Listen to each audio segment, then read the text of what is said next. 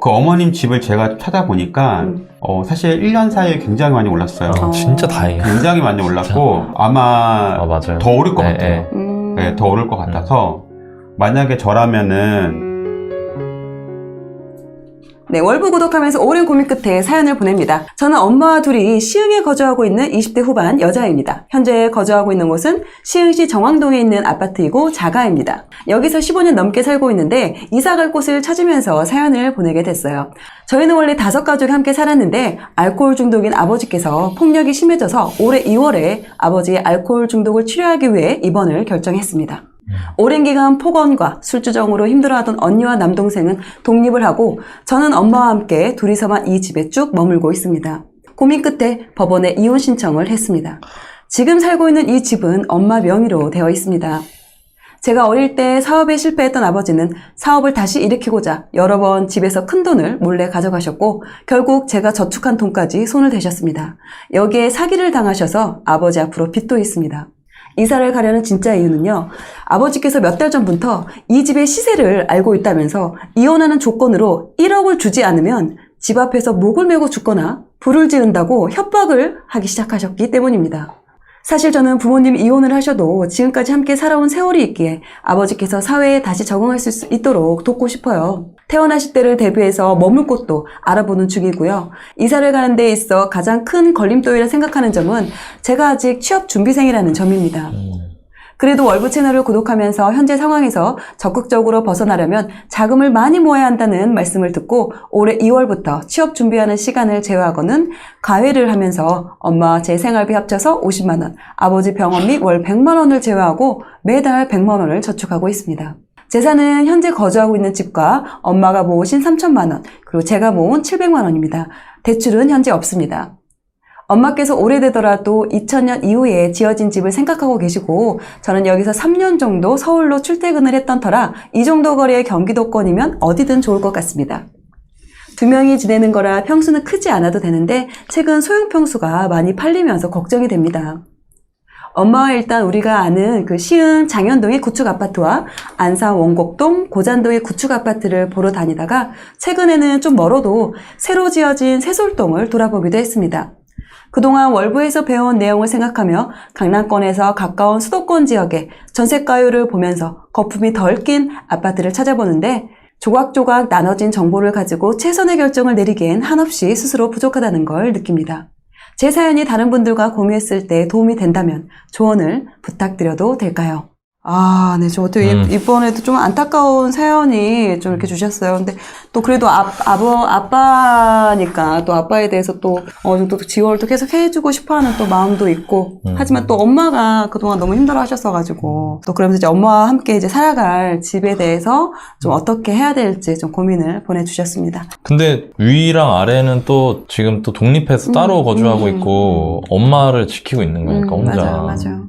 어떻게 안 도와줘요 이거를. 아니 저도 처음에는 그냥 본인 빠져나오는 거 생각을 해봤는데 근데 일단은 이사는 가고 나와야 될 것 같아. 나와도. 그래서 일단 집은 찾아야 될 것 같아요. 진짜 정말 너무 천만다행인 거는 이 집을 자가로 대출 없이 가지고 계시다는 거예요. 그리고 시흥 안산 쪽 이쪽이 여기가 역전세가 굉장히 심하게 나면서 매매도 많이 빠졌었어요 사실.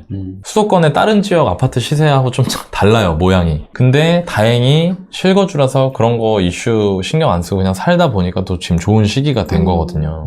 그 자가가 한 3억 한 4천 정도면 거래가 되는 것 같아요.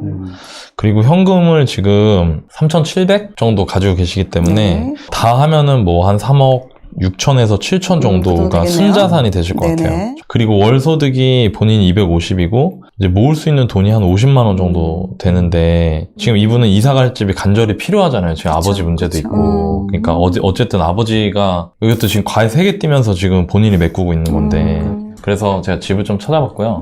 지도 한번 볼까요? 여기가 수도권인데 시흥하고 안산은 여기에 있고 여기 이제 요 오른쪽이 시흥 그리고 여기가 이제 안산. 여기 이렇게 회색으로 칠해져 있는 곳 있죠? 완전 바둑판처럼 됩니다. 여기가 이제 공단입니다. 공단. 도시는 시흥하고 여기 안산 나눠져 있지만 실제로는 시흥, 안산 뭐 이렇게 같이 부르고 왕래도 되게 잦고 4호선 타고 이렇게 왔다 갔다도 할 수 있습니다. 지금 우리 여기 사연자분 제이엠마님 거주하시는 데는 이제 이쪽이고요. 그 아까 예산으로 4억 정도 되는 데를 쭉 보다 보니까 네. 제가 그 2군데 정도 말씀드리고 싶어서 여기 초지역이라고 있습니다. 초지역 여기 이제 안산이에요. 초지역이 있고 여기에 이제 중앙역이 있어요. 네. 요 초지역 근처 여기 하고요. 초지역 근처 그리고 중앙역 근처 여기에 24평 계단식 4억 초반. 어머니가 2000년 이후에 지은 거 살고 싶다고 하셨는데 2000년 이후에 지었거든요. 네. 그래서 뭐 주차장이나 지붕도 이렇게 일자가 아니라 아파트도 이렇게 지붕이 씌워져 있어서 네네네. 좀 이제 확실히 2000년 이후에 지은 아파트 느낌이 확 나요. 그러면은 봐봐요. 지금 예산이 3억 6천에서 7천이잖아요. 네. 지금 만 30세가 안 돼서 디미토리지 원래 안 나와요. 근데 단독 세대주가 아니고 부양가족이 있는 세대주기 때문에 대출 나와요. 아. 네.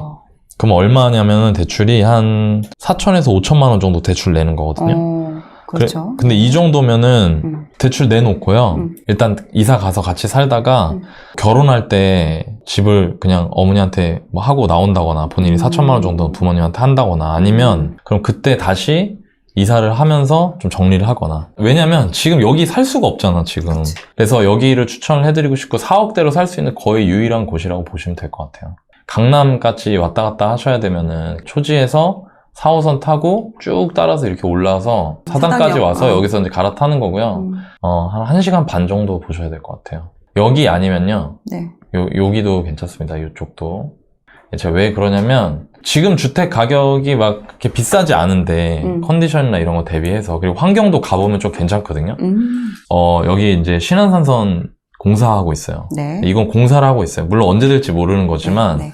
그래도 그게 되면 이제 여의도 접근성 같은 게 좋아지기 때문에 네. 지금 계신 데에서 가격 한 4천만 원, 5천만 원 정도 주고 옮기시기에는 나쁜 시기는 아닌 것 같아요.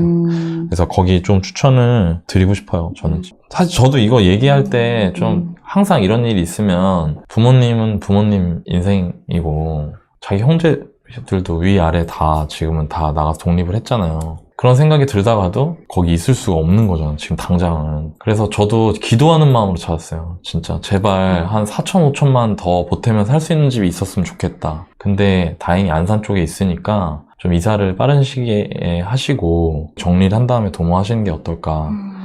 준비해 사실 오셨을까요? 29살인데 과외를 3개 떼면서 취업 준비를 하는 모습. 저도 이제 예전에 그렇게 대학 생활을 보냈거든요. 그러면서 이제 어머님 집 고민까지 본인이 사실 여기서 다 알지만 취업할 때 인생에서 그렇게 좋은 시기는 아니잖아. 되게 힘든 시기잖아. 고3 때만큼 되게 마음이 저는 힘들었어요, 개인적으로. 제일 가진 거 없을 때. 네, 그러니까 뭔가 불안하고. 불안하고. 소속도 안 돼 있고. 그럼 안에서 또 이제 이런 고민하는 게 좀 마음이 되게 예쁘다라고 생각이 들었고. 너무 착해, 진짜. 그러니까요. 제가 지금 44인데 이제 이 나이 때 저를 보는 것 같더라고요. 29살 때 부모님 노후 준비나 걱정을 상당히 많이 했거든요. 근데 지금 44이 돼서 그 전에 저한테 아니면은 이분한테 좀 드리고 싶은 말은 일단 다행히 이분 어머님 집이 있으신 거잖아요. 네. 네, 어머님 집이에요. 이분 집이 아니라 어머님 집이기 때문에 그 어머님 집을 제가 찾아보니까 사실 1년 사이에 굉장히 많이 올랐어요. 진짜 다행이에요. 굉장히 많이 올랐고 그 매도 안 너무 다행인 거야. 네, 안 빠진 게 너무 다행이에요. 그리고 제가 볼 때는 아마 맞아요. 더 오를 것 네, 같아요. 네, 더 오를 것 같아서 만약에 저라면은 이 집을 전세 주고 다른 집을 전세를 갈 것 같아요. 대출이 없으니까. 왜냐면 저도 이제 여러 가지 이런 고민들을 많이 했는데 보니까 자기 명의로 하려고 해요. 뭐 자기 명의로 지금 뭐 대출을 받아야 되는데 네, 그죠. 자기가 지금 직장이 없는 대출이 가능하냐 뭐 이런 얘기를 하시거든요. 사실 이분이 한 것처럼 내가 직장이 없는 경우에는 신용카드를 일부분 쓰면은 사실 소득으로 인정해줘가지고 네네. 되는 경우도 있어요. 네. 물론 지금 은행 대출이 너무 약간 어려워져가지고 어떻게 될지 모르겠지만 이게 가능한 부분이 있습니다. 근데 이제 중요한 거는 나중에 결혼하고 나서 뭐 청약 기회도 없어지고 또 이제 자기 명의로 대출도 있고 집도 있는 상황이고 부모님 살고 있으면은 나중에 또 세금 부분이 또 문제가 돼요. 나중에 또 부모님과 또 명의로 정리하는 부분이 굉장히 복잡해집니다. 그리고 나중에 이제 새로 결혼을 해가지고 가정을 이루면 물론 부모님도 굉장히 소중하지만 그 가정을 이룬 배우자와 아이들도 굉장히 소중하게 돼버려요. 그쵸. 그러면 사실 여러 가지가 굉장히 복잡해지거든요. 그리고 이 얘기를 할까 말까 되게 고민이 많이 됐어요. 오지랖이어가지고. 해주세요. 이렇게 비슷하게 되게 효녀인 분들이 참 많아, 월부는. 신기하게. 엄청 많아. 저한테 상담하시는 분들이 참 많아요. 이렇게 사회초년생인데, 막 28, 9, 30살 초반에 부모님이 노후 준비가 안 돼서 걱정이다. 근데 또 그분들이 다 또 미혼이야. 희한하게 또 여자분들이 많더라고요. 남자들은 진짜 정신 차려! 그런 고민을 많이 하더라고요. 근데 만약에 이렇게 본인이 흑수저인데 자기 부모님 노후가 걱정되고 이러신 분들은 경제적으로 빨리 독립하셔야 돼요. 제 경험상이나 제가 지금까지 정말 많은 사람들을 재무 상담을 했고 또 그분들이 이렇게 50대까지 보내신 분들도 있어요. 근데 좀 안타깝게도 밑빠진 독에 물 부는 경우가 많더라고요. 맞아요. 나중에 좀 약간 부모님 원망을 안 하면 괜찮은데 원망이 되죠. 현실에 그러니까, 너무 많아. 네. 이런 일들이. 그러니까 이렇게 효녀들이야 그 사람들이 또. 너무 많아요. 근데 저는 인생에서 그 누구보다 중요한 사람은 부모님도 중요하지만 본인이죠. 전 자기 자신을 생각합니다. 맞아. 근데 이게 뭐 어떻게 보면 나쁘게 보일 수도 있는데요. 저도 제가 일어섰기 때문에 근데 대부분 다 그래요.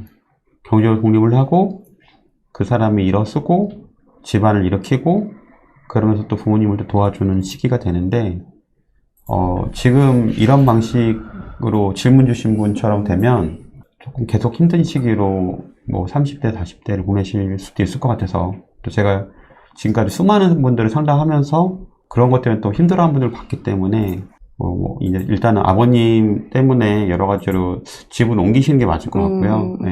뭐 이 얘기가 어머니랑 같이 볼 수도 있어서 제가 좀 주저스럽더라고요. 사실은 조심스럽고 근데 아마 어머님도 아마 딸이 잘 되길 바라실 거예요. 그럼요.